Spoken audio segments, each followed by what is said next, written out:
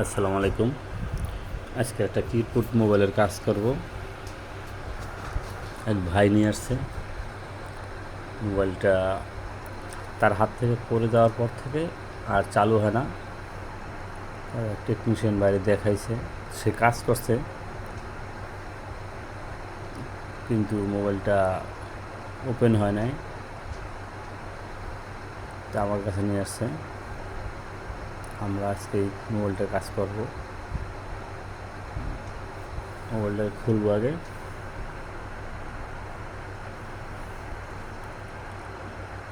ডিসপ্লেটা ভালোই আছে। এই যে দেখেন আইসিতে হিট দেওয়া আছে।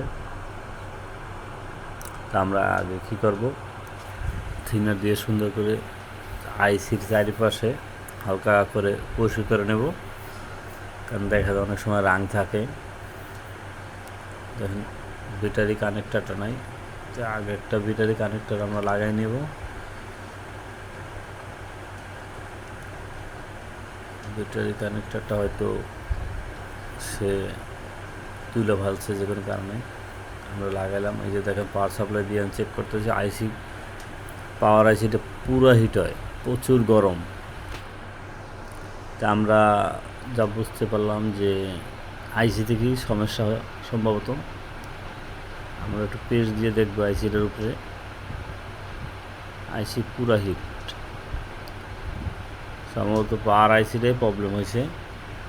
আমরা সেম একটা বোর্ড থেকে একটা আইসি খুলে নিয়ে ওটা, যেটা আইসি নষ্ট হয়েছে সেখানে লাগিয়ে দেব। আমরা আগে সুন্দর করে আইসিটাকে রিমুভ করব।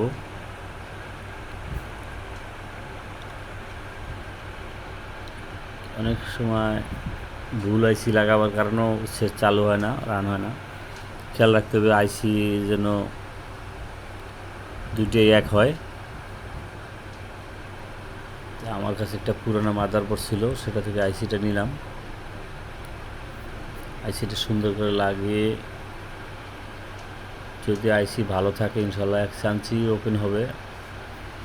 কারণ অনেক সময় দেখা যায় পুরানা বোর্ডের আইসিগুলো ভালো থাকে। আমরা কি করি, পুরানা বোর্ড থাকলে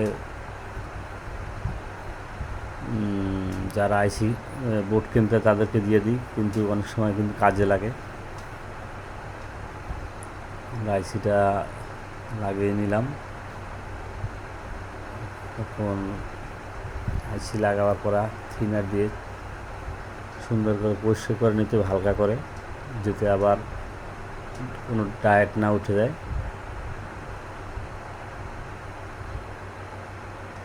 পরিষ্কার করে নিলে কি হয়, অনেক সময় দেখা যায় রাং রজন থাকে, শর্ট হওয়ার সম্ভাবনা থাকে বেশি।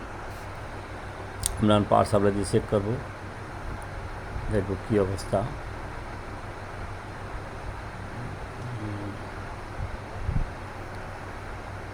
আলহামদুলিল্লাহ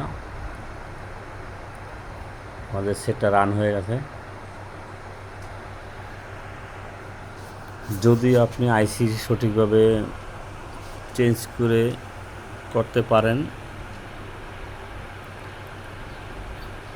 100 ভিতরে 90% ওকে হওয়ার সম্ভাবনা থাকে। আমরা কিবোর্ডগুলো চেক করবো, অনেক সময় দেখা যায় আইসি চেঞ্জ করার পরে বাটনে কাজ করতে চায় না। আলহামদুলিল্লাহ সবই কাজ করে।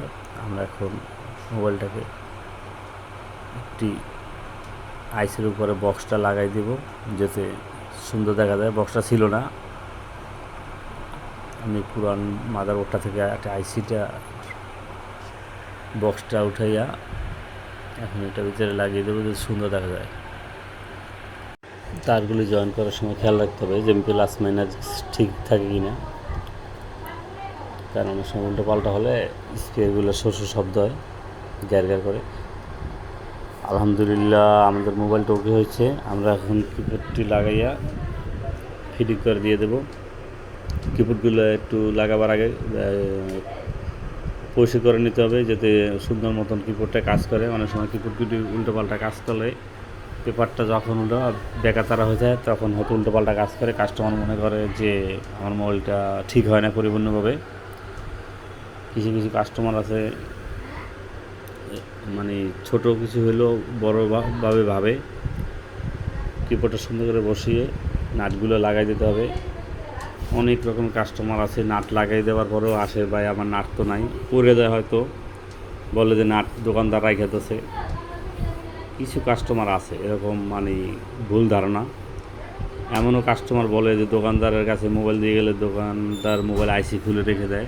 এটা ভুল, কোনো দোকানদার চায় না কোনো কাস্টমার সাথে সম্পর্ক নষ্ট হোক। ঠিক আছে, সবাই ভালো থাকবেন, আল্লাহ হাফেজ।